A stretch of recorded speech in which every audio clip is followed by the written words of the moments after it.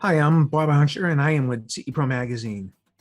I want to talk about Sonos today, and specifically the company's latest product, the new Ray soundbar. The Ray is the company's newest home theater product, and it's a small footprint two channel or stereo speaker. The company, in designing the product, streamlined it, made it simple, and to install it, it's basically a turnkey, um, easy install. The product's rear panel has just a handful of connections. One, obviously power. It has an optical input. That's all it has. There are no other connections, simply optical. It has Ethernet, and it has the company's infinity button.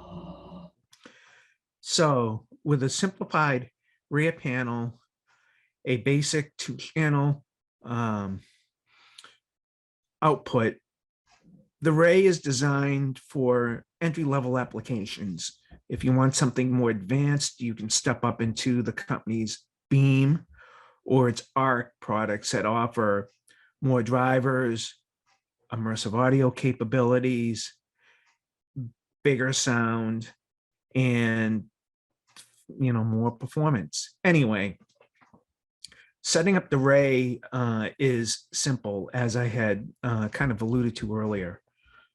It took me literally minutes. I don't ever remember a Sonos product setting up quick or as quick as this one. Yes, they all set up quickly and easily, but this one is like record-breaking time.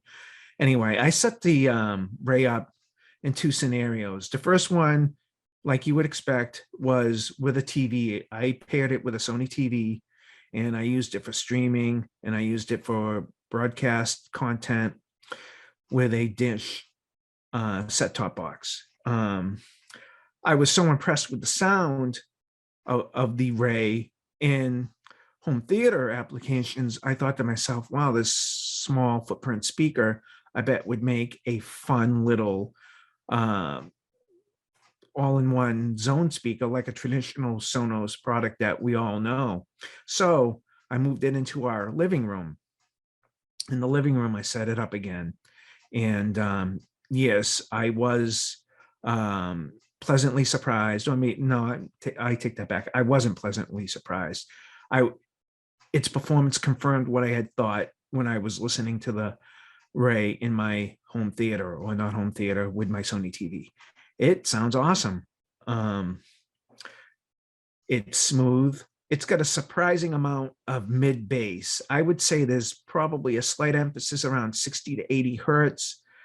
Some of that will be dictated by placement within a room, and what you do with Sonos's proprietary two-play auto EQ calibration system, or if you go into the Sonos app and you manually set the EQ settings. They offer simplified bass and treble settings, which really do quite a bit in terms of control of the speaker sound. But anyway, I tried both, and I was satisfied with both results, manual EQ and true play with the speaker. As I had noted earlier, yes, I did put it into a non-traditional setting, using it as a music speaker in a whole house system. I think in this application, which most sound bars, you're not going to do this, but because of its small footprint and uncompromised sound quality, I think it's a great choice if you're limited where you're going to put a speaker. For an example, if a vertically oriented loudspeaker won't fit in a bookcase or a shelf, you can think about the Ray. It's roughly 22 inches long. It's, I believe, around 3.5 inches deep, and it's only a couple of inches tall. So it'll fit in places that maybe most typical wireless speakers won't fit. So if you need an all-in-one stereo enclosure, single speaker, the Ray can fulfill those duties too, and it won't compromise sound quality. It's an excellent sounding speaker. I've been listening to it with Apple AirPlay and the Sonos ecosystem, and I've been satisfied with how it runs and how it sounds with either format.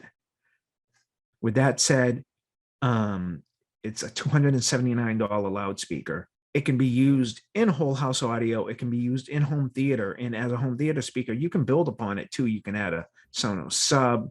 You can add one of its more traditional speakers as surrounds, and you can build a la carte. But to learn more about the Sonos Ray, please visit sonos.com. And to learn more from CE Pro, please go to cepro.com. If you would like your own CE Pro video, please contact Ray Lyons, Sean Tobin, or Chelsea Cafero, or go to cepro.com.